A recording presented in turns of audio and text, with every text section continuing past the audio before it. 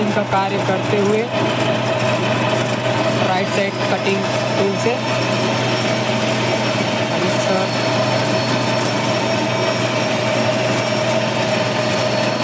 Basin हो रहा है ना।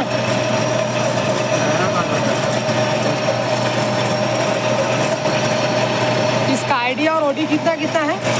ID 15, OD 24।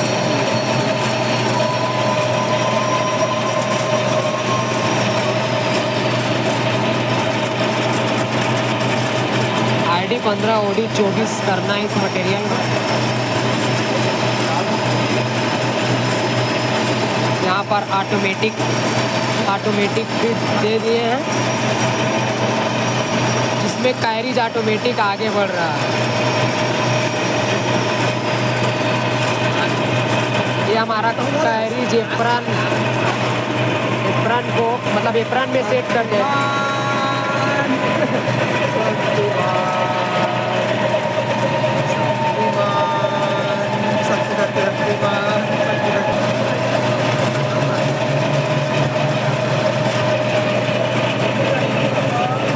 कैसे टर्निंग होते जा रहा है। ऑटोमेटिक फीड दिए हैं कैरिज को एप्रन में, एडजस्ट कर दिए हैं। ऑटोमेटिक जा रहा है, मशीन ऑटोमेटिक कटिंग कर रहा है।